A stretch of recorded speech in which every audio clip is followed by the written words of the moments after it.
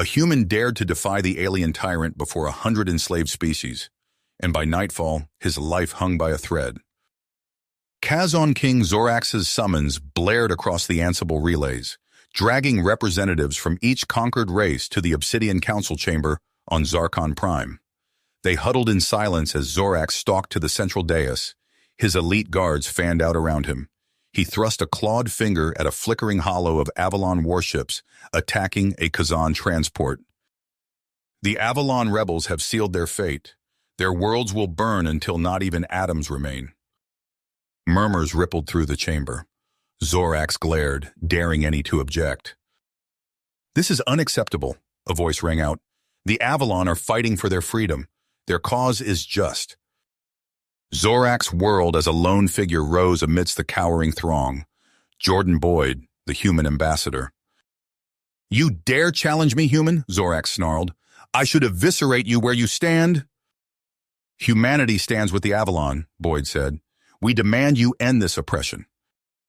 A shocked silence, then an uproar of gasps and shouts. Zorax bellowed for quiet. From the shadows, Aide Mira watched in awe. The human had sparked something profound, a glimmer of defiance spreading through the subjugated species. But Zorax would never allow this challenge to his power. "Seize the human!" Zorax roared. Guards charged for Boyd. "Let all bear witness to the price of defiance." As a scuffle erupted, Zorax stared out over the chaos, his voice booming. "This human will face the trials of ascension. His suffering will be broadcast across the galaxy, a reminder of the fate that awaits any who oppose me." The trials, depraved gauntlets that no being had survived in generations. As the guards dragged Boyd away, Mira felt a chill. The human's fate could reshape the future of the galaxy itself. His death would restore Kazon's supremacy and crush the spirit of rebellion for generations. But if by some miracle he survived, it would ignite a firestorm of uprising that could incinerate the Kazan's tyrannical rule to ash. Every enslaved species' dream of freedom now hung on one human's refusal to submit. The throne room fell silent as a battered Jordan Boyd was hauled before King Zorax in chains. The warlord lounged on his obsidian throne, eyes smoldering with barely restrained fury.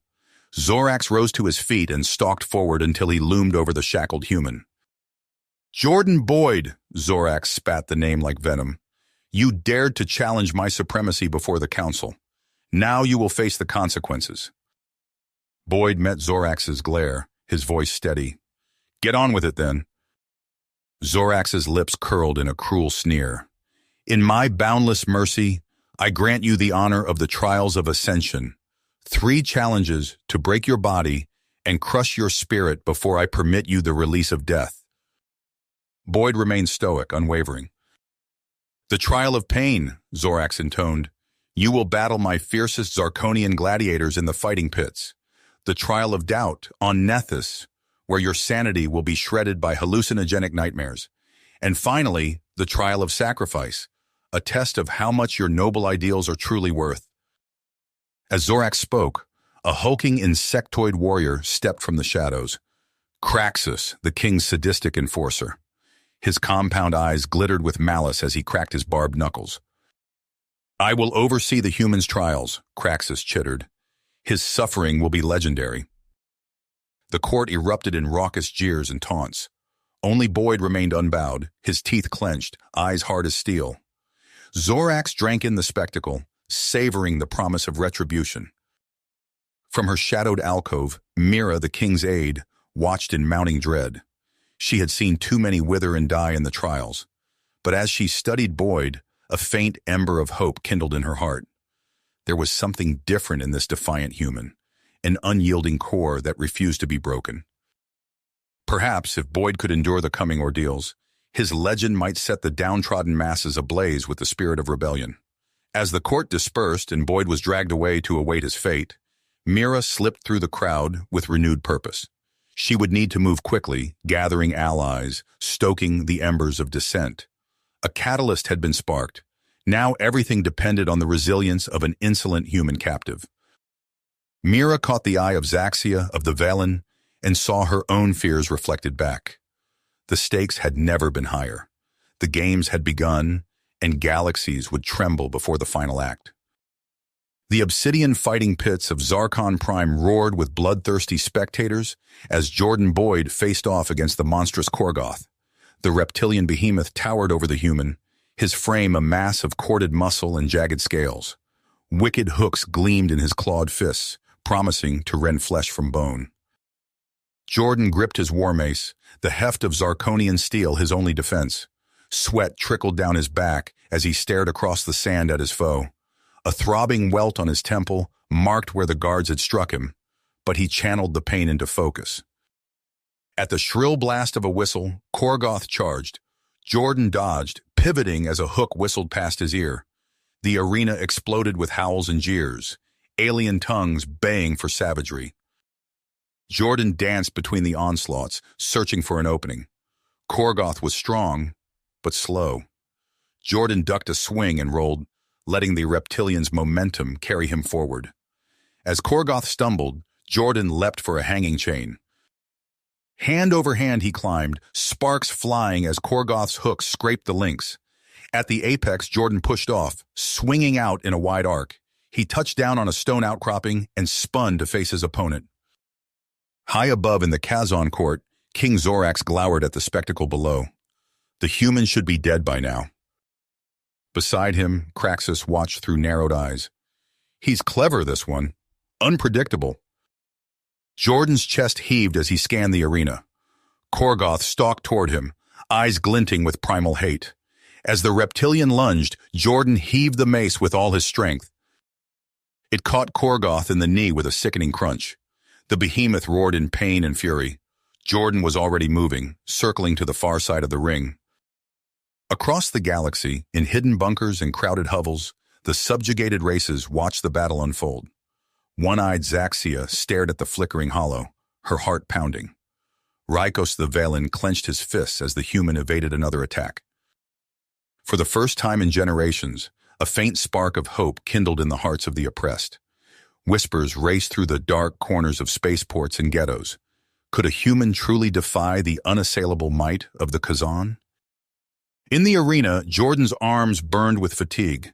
Korgoth bore down on him, fury overriding pain. Jordan retreated until his back pressed against unyielding stone. The crowd hushed with morbid anticipation. Zorax leaned forward in his seat, bloodlust in his eyes. Korgoth reared back for a final killing blow. At the last second, Jordan dove aside. Korgoth's hook, backed by all the brute's weight and rage, punched into a metal spike jutting from the wall. The shaft pierced his palm, impaling him. Korgoth howled, thrashing in pain and confusion. Jordan staggered to his feet, barely daring to believe. The arena fell deathly silent for a long moment. Then a roar crested and broke like a tsunami.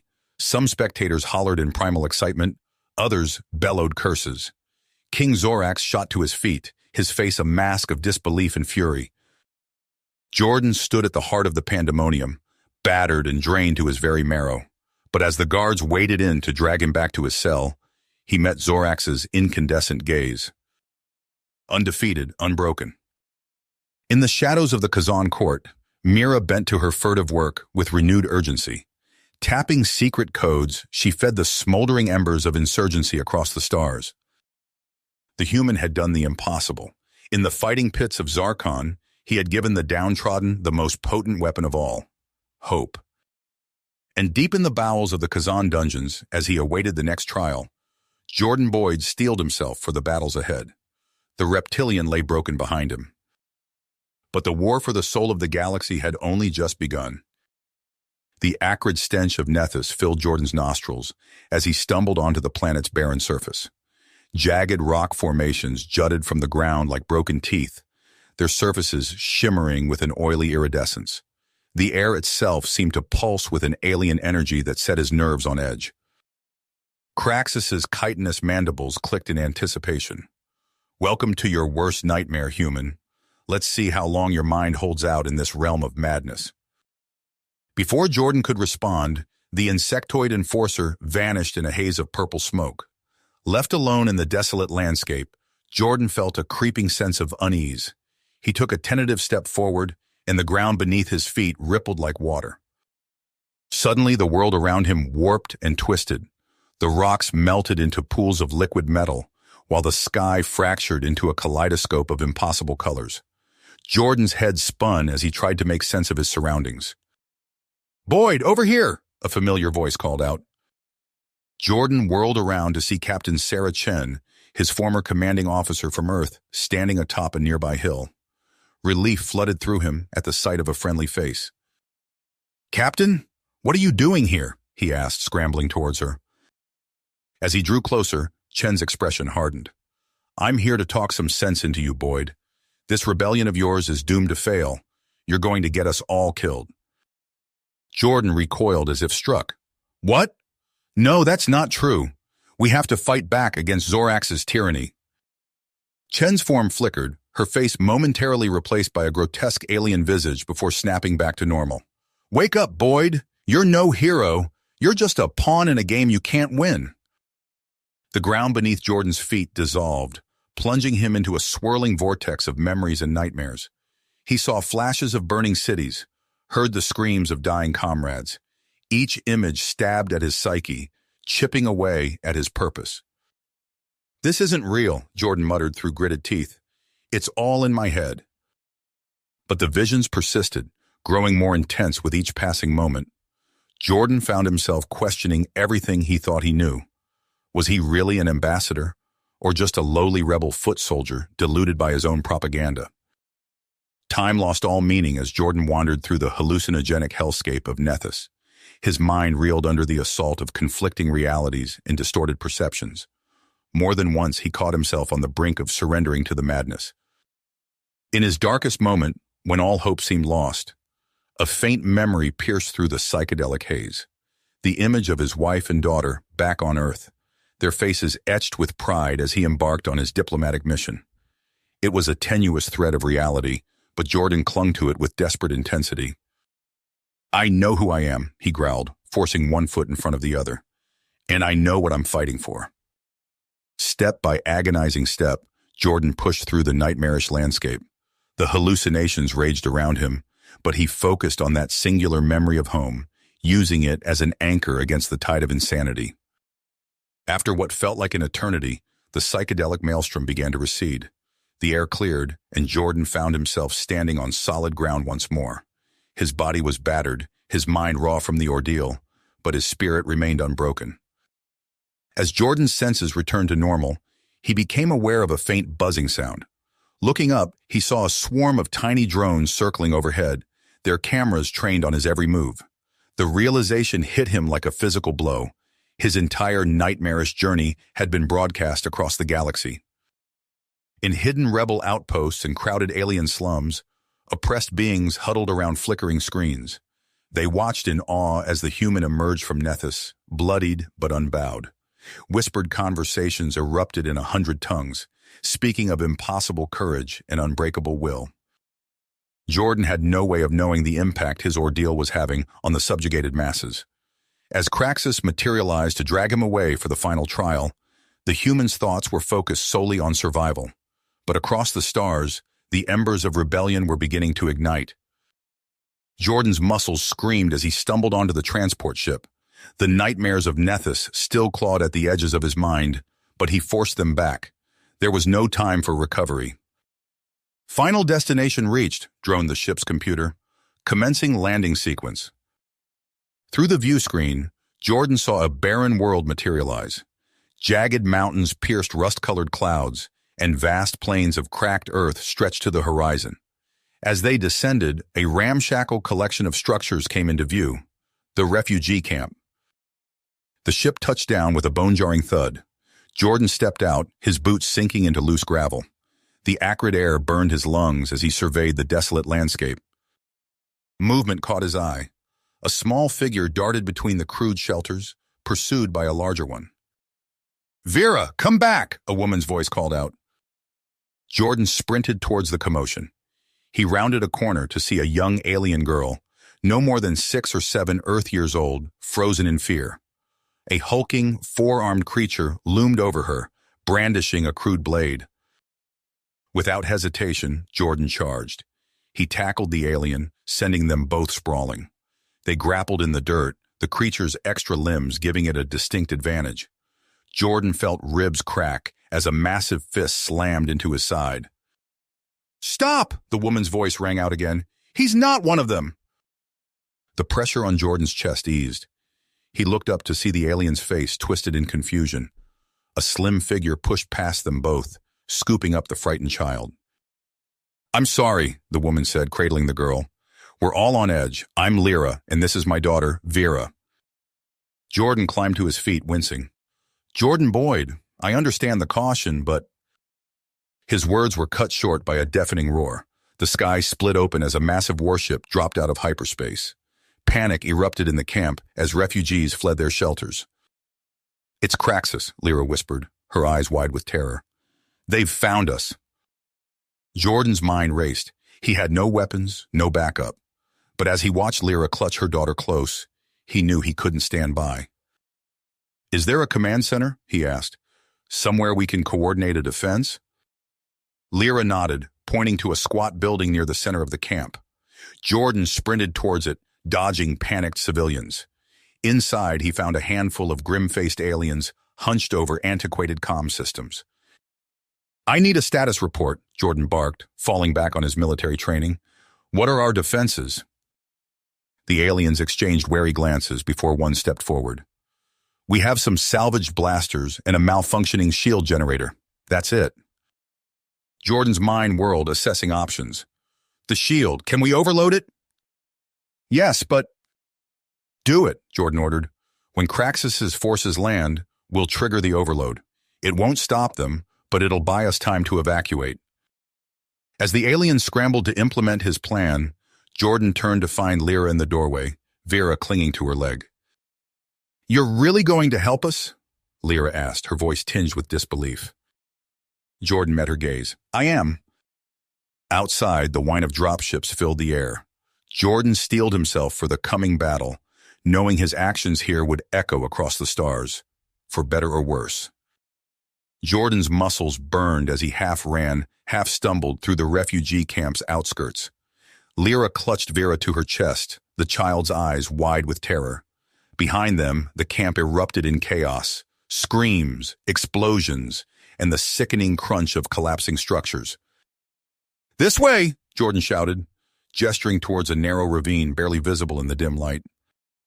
As they scrambled down the rocky slope, a deafening boom shook the air. Jordan glanced back to see a massive fireball engulfing the camp's center. The overloaded shield generator had detonated, taking a sizable chunk of Craxus's landing force with it. Hours passed in a blur of frantic movement. Jordan led the ragtag group of survivors deeper into the wilderness, his military training kicking in as he covered their tracks and found defensible positions to rest. By the time the moons rose, they had put significant distance between themselves and the massacre. In a secluded cave, Jordan tended to the wounded while Lyra distributed meager rations. Vera huddled close to her mother, her eyes never leaving the human who had saved them. "What now?" Lyra asked, her voice barely above a whisper. Jordan's mind focused. "We find a way off this rock. There has to be a hidden spaceport or—" A soft beep interrupted him. Jordan pulled out a battered communicator, its screen flickering to life with an encrypted message. His eyes widened as he decrypted it. "It's from someone called Mira," he explained. "She says she can extract us, get us to safety." Lyra's face lit up with hope, but Jordan shook his head. "No, I can't leave, not when there's a chance to end this, to stop Zorax once and for all." "But how?" Lyra asked, confusion etched on her features. Jordan's eyes blazed with grit. "By taking the fight to him. If we can rally enough support, we might just have a shot at his stronghold." As word of Jordan's exploits spread across the stars, the myth of the defiant human grew. In crowded alien taverns and secret resistance meetings, beings of all species whispered his name with reverence. On a bustling space station, Zaxia's single eye narrowed as she watched a grainy hologram of Jordan's stand at the refugee camp. "Perhaps," she mused, "there is more to these humans than we thought." Rikos nodded, his velen tendrils twitching with excitement. "If he can unite us, we might have a real chance." Meanwhile, in the shadows of Zorax's own court, Mira worked tirelessly. Her fingers flew across hidden consoles, coordinating supply lines and recruiting influential figures to the cause. The coalition was taking shape, a patchwork alliance of former enemies united against a common foe. Months passed. Jordan's hideout on the uncharted moon became a hub of frenetic activity. Refugees transformed into soldiers, training with salvaged weapons and improvised tech. Vera watched it all with wide-eyed wonder, her childlike faith in Jordan's ability to triumph never wavering. One night, as Jordan pored over tactical displays, Lyra approached him. "The coalition sent another message," she said softly. "They're ready to move." Jordan nodded, his face set in grim lines. "Then so are we." Across the galaxy, the powder keg of revolution ignited. On a dozen worlds, oppressed populations rose up in carefully coordinated strikes. Zorax's forces, caught off guard by the sudden multi-pronged assault, struggled to contain the chaos. In the midst of this galactic turmoil, a stealth ship carrying Jordan, Mira, Zaxia, and a hand-picked strike team slipped through Zorax's defenses. As they approached the tyrant's citadel, Jordan addressed his comrades. "This is it," he said, his voice steady. "Everything we've fought for comes down to this moment. Are you ready?" The assembled aliens, former enemies now united in purpose, nodded as one. Zaxia hefted her weapon, her eye glinting with anticipation. "Let's end this." The ship's ramp lowered with a hiss, revealing the looming edifice of Zorax's stronghold. Jordan took a deep breath, then stepped forward into the maw of the beast. The ramp hit the ground with a metallic thud. Jordan's boots crunched on the obsidian gravel as he led the strike team towards Zorax's citadel. Mira and Zaxia flanked him, their weapons at the ready. "Outer defenses neutralized," Mira whispered, her fingers dancing across a holographic display. "But internal scans show heavy resistance ahead." Jordan nodded, his fist tight. "We knew this wouldn't be easy. Everyone, stay sharp." They breached the citadel's massive doors, immediately met by a hail of energy bolts. Craxus's elite guards poured from hidden alcoves, their armor gleaming in the harsh artificial light. "Take cover!" Jordan shouted, diving behind a fallen pillar. He returned fire, his blaster finding its mark in a guard's exposed neck. Zaxia's single eye narrowed as she lobbed a plasma grenade into the enemy's ranks. The explosion sent bodies flying, opening a gap in their defenses. "Move!" she barked, surging forward. The rebels advanced, fighting tooth and nail for every meter. Corridors became killing fields, choked with smoke and the acrid smell of burned flesh. Jordan's arms ached from the constant recoil of his weapon, but he pushed on, knowing what was at stake. In the throne room, Zorax's talons dug furrows in his ornate chair. "Impossible," he snarled, watching security feeds of the rebels' inexorable advance. "How dare these vermin invade my sanctum?" A trembling aide approached. "My lord, perhaps we should consider evacuation." Zorax's backhand sent the alien sprawling. "I will not flee from insects," he roared. "Bring me the child. We'll see how brave this human is when innocent blood is on the line." After what felt like hours of brutal combat, Jordan's team finally reached the inner sanctum. Bodies of friend and foe alike littered their wake. The massive doors before them bore the scars of their assault. "This is it," Jordan said, his voice hoarse from shouting orders. "Whatever's waiting for us in there, we finish this, for every being Zorax has ever oppressed." The doors creaked open, revealing the tyrant himself. Zorax towered over them, cybernetic implants pulsing with malevolent energy. But it was the small figure clutched in his massive hand that made Jordan's blood run cold. "Vera," he breathed, recognizing Lyra's daughter. Zorax's lips curled into a cruel smile. "So predictable, human. Did you think I wouldn't prepare for your pathetic revolution?" He tightened his grip on Vera, making her whimper. "Lay down your weapons, or watch this child die." Jordan's mind raced. He could see the fear in Vera's eyes, but also a spark of defiance. She believed in him, in what they were fighting for. "No deal," Jordan growled, his finger tightening on the trigger. Zorax's face contorted with rage. He flung Vera aside, her small body crumpling against the wall. "Then die with her!" he roared as his personal guard surged forward. Jordan didn't hesitate.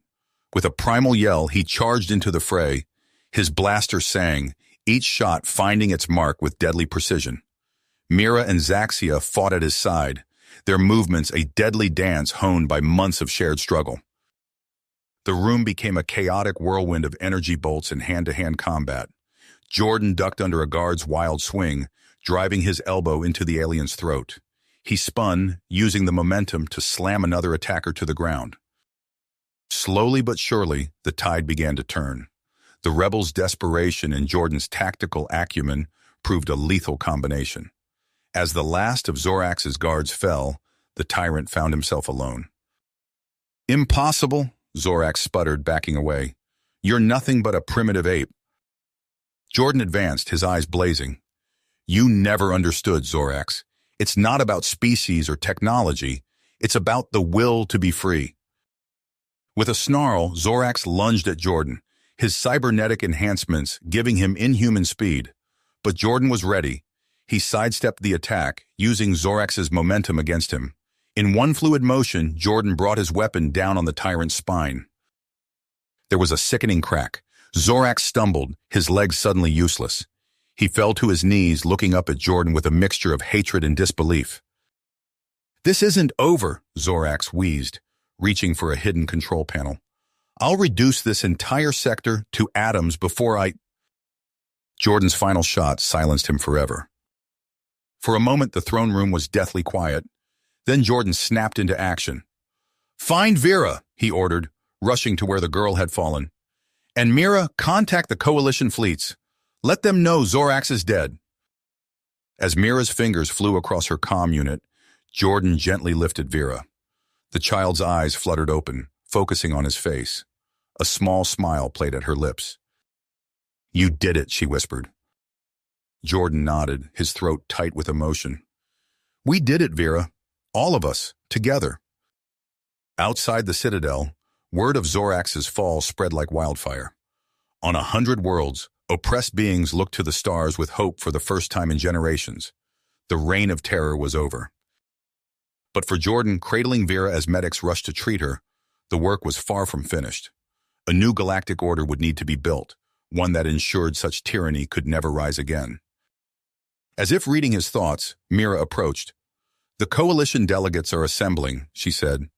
"They're asking for you to address them."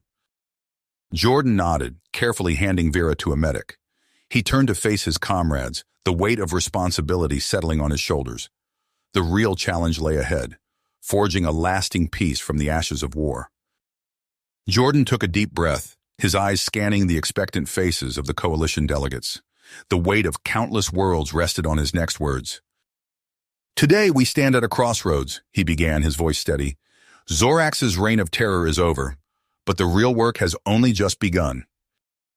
As Jordan outlined his vision for a new galactic order, Mira and Zaxia exchanged glances. They knew the challenges that lay ahead. In the days that followed, reports flooded in from across the galaxy. Most systems rejoiced in their newfound freedom, but pockets of resistance emerged. Hardline loyalists clung to power, threatening to destabilize the fragile peace. "We can't let this spread," Zaxia growled, her eye fixed on a holographic map dotted with red indicators. "Every moment we hesitate gives them time to organize." Mira nodded, her fingers dancing across a data pad. "I've compiled a list of primary targets. If we move quickly, we can contain this before it becomes a full-scale rebellion." Jordan studied the map, his mind racing. "We'll need to be surgical. Precision strikes, minimal casualties. We're not conquerors. We're liberators." As the fledgling Galactic Council mobilized its fleets, Jordan found himself confronting ghosts from his past. In quiet moments between strategy sessions, memories of Earth's first contact flooded back. The screams of his family as alien ships darkened the sky. The acrid smell of burning cities. He pushed the memories aside, channeling that pain into renewed purpose. "Never again," he whispered to himself. "No world will suffer as Earth did." On the fringe planet of Xerillion, the zealot Shrak rallied his forces. "The so-called liberators are weak," he roared to a sea of angry faces. We will show them the true strength of the Empire. Word of Shrak's growing insurrection reached the council chambers. Mira's face was grim as she delivered her report. If we don't act now, we risk losing the entire sector. Zaxia nodded in agreement. We need to strike first, Jordan. Hard and fast. Jordan's eyebrows furrowed. He knew they were right, but the thought of more bloodshed deeply affected on him. Assemble the vanguard, he said finally. We'll end this before it can spread. The Coalition Vanguard's stealth ship sliced through Xerilian's atmosphere, its cloaking technology rendering it invisible to rebel sensors. As they neared the drop zone, Jordan addressed his elite squad. Our mission is clear, he said, checking his weapon one last time. Neutralize Shrak and dismantle his operation. But remember, we're here to save lives, not take them unnecessarily. The ship's bay doors opened, revealing the harsh Xerilian landscape below. Jordan led the charge, his squad fanning out behind him as they hit the ground running. Navigating the planet's treacherous terrain, they narrowly avoided rebel patrols and automated defenses. Jordan's combat instincts, honed by months of guerrilla warfare, kept them one step ahead of danger. As they neared Shrak's compound, a familiar face emerged from the shadows. Lyra, with Vera close behind, gestured for them to follow. This way, she whispered. We've been monitoring their movements. There's a weak point in their defenses. Jordan nodded, grateful for the unexpected aid. With Lyra's intelligence, they infiltrated the heart of the rebel stronghold. Alarms blared as they fought their way through waves of Shrak's loyalists. Finally, they cornered Shrak in his command center. The alien's eyes blazed with fanatical hatred as he faced Jordan. You think your human justice means anything here? He spat. The Empire will rise again, stronger than ever. Jordan's finger hovered over the trigger, every fiber of his being screaming for retribution. But he remembered the faces of those who had suffered under Zorax's regime. The cycle of violence had to end. It's over, Shrak, Jordan said, lowering his weapon. You'll stand trial for your crimes, but killing you won't bring back those we've lost. As Shrak was led away in restraints, Jordan turned to his team. Secure the compound. I want every piece of intel on remaining loyalist cells. Word of Shrak's capture spread quickly. Across the galaxy, moderate factions on resistant worlds began to reconsider their allegiances. The tide was turning. Back on the Coalition's central station, Jordan addressed a gathering of representatives from 100 worlds. The road ahead won't be easy, he said, his voice carrying across the chamber.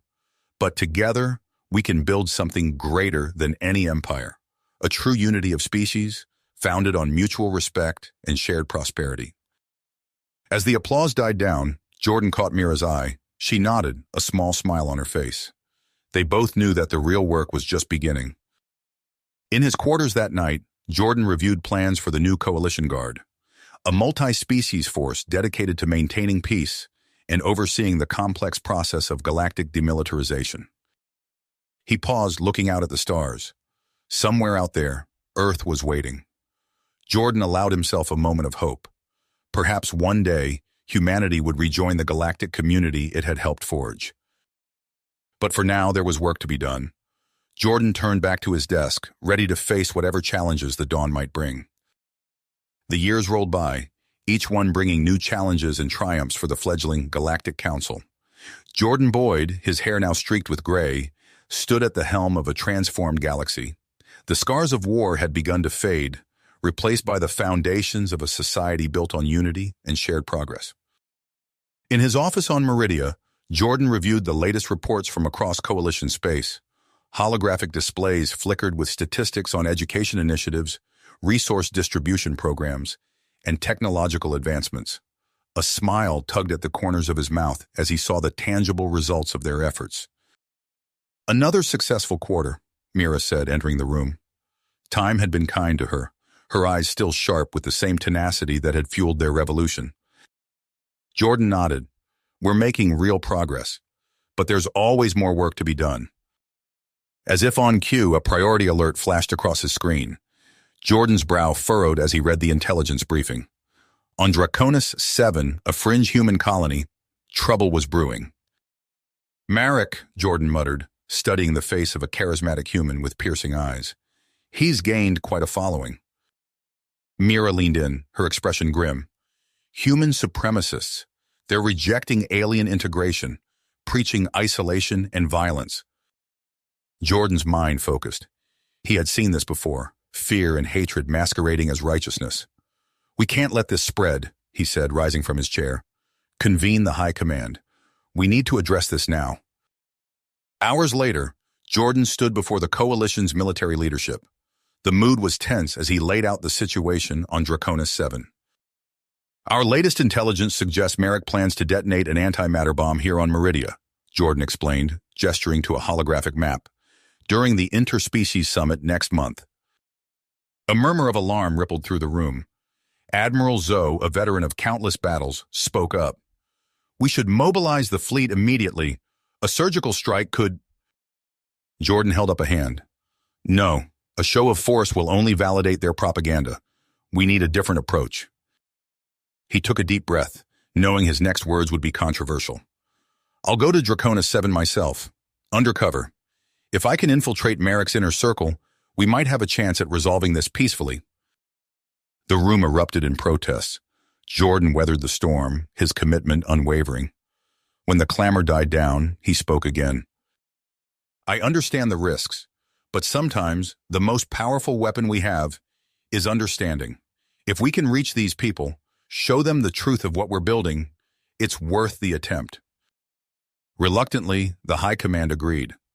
Within days, Jordan found himself on a transport to Draconis 7, his identity carefully disguised.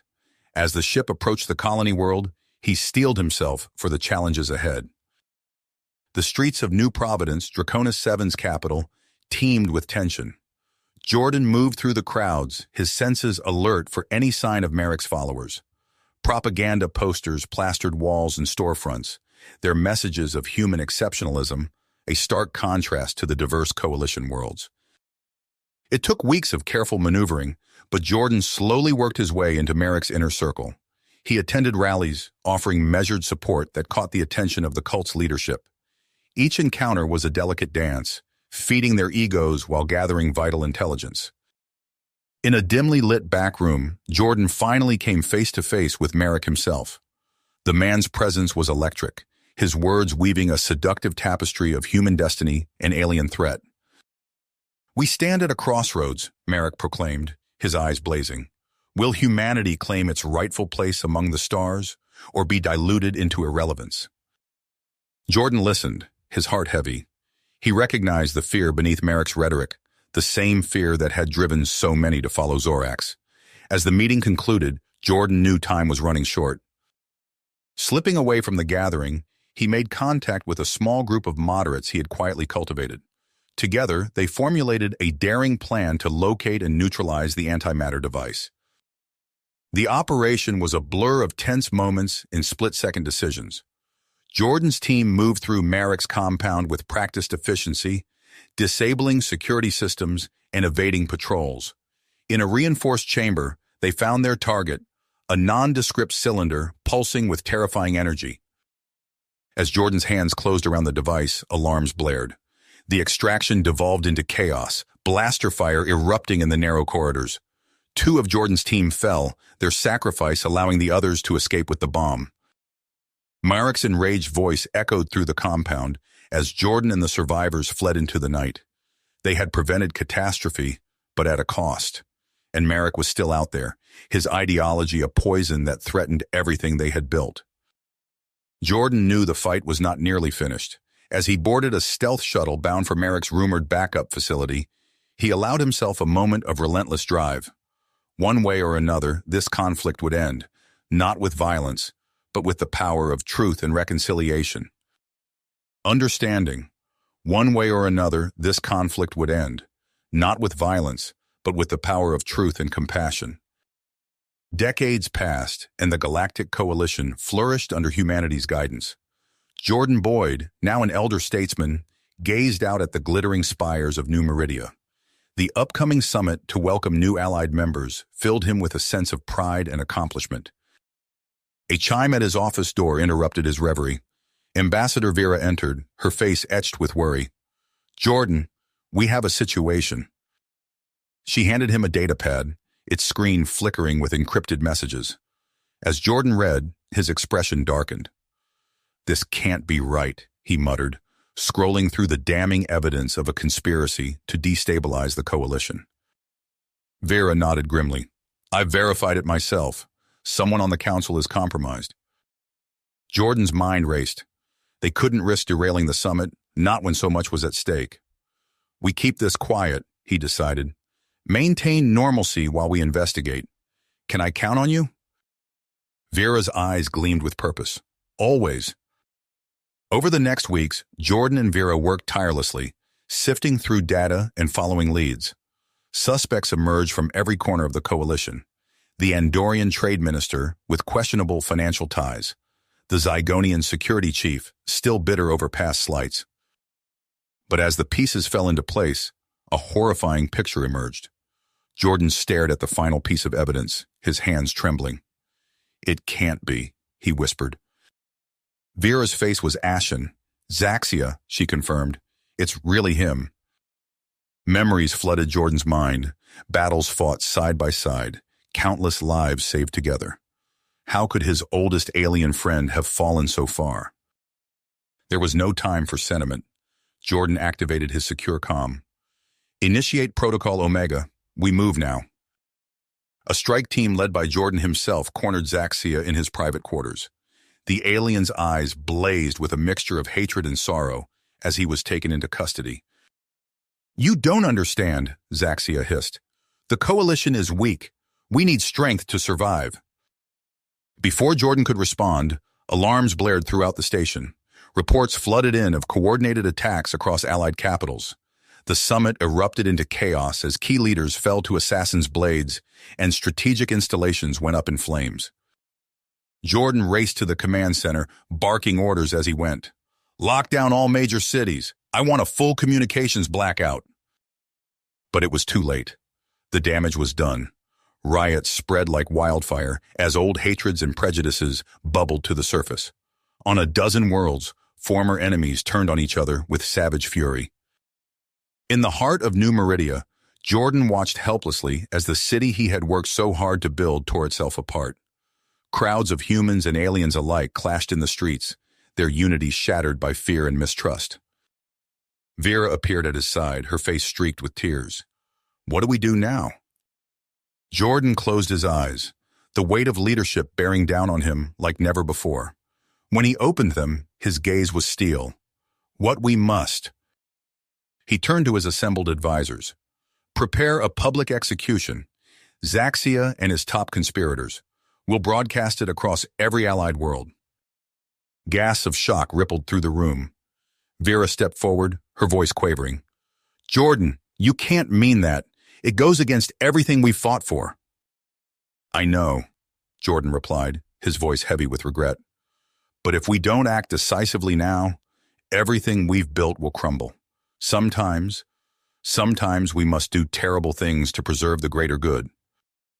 As the preparations were made, Jordan retreated to his private quarters. He stared at his reflection, barely recognizing the man who looked back at him. Was this truly the only way? The execution was swift and merciless. Jordan watched stone-faced as Zaxia and his co-conspirators were led to the platform. As the shots rang out, he felt a piece of his soul die with them. But the effect was undeniable. Across the coalition, the riots began to subside. The visceral display of power shocked many back to their senses, reminding them of the cost of chaos. In the days that followed, Jordan threw himself into the work of rebuilding, but the weight of his decision hung heavy on his shoulders. He knew that history would judge him harshly for this act, even as it preserved the fragile peace they had fought so hard to achieve. Late one night, as Jordan pored over reports of the coalition's slow recovery, Vera entered his office. Her once fiery hair was now streaked with gray, her eyes filled with the wisdom of a long and tumultuous life. "You should rest," she said gently. Jordan shook his head. "How can I, after what I've done?" Vera placed a comforting hand on his shoulder. "You did what you believed was necessary. The coalition survives because of you." "At what cost?" Jordan whispered. As dawn broke over New Meridia, Jordan began to write. His memoir would be a testament to the complexities of leadership, the hard choices that must sometimes be made in the pursuit of a greater good. But it would also be a warning, a reminder that even the noblest ideals can be corrupted by fear and expediency. The coalition would endure, of that Jordan was certain. But as he looked to the future, he wondered what price they might yet have to pay for the peace they had won. You have reached the end of the story. If you enjoyed this story and want to support us, please leave a like and subscribe to our channel, and for every comment that says 88, I will heart every single one of them. Thank you for your time.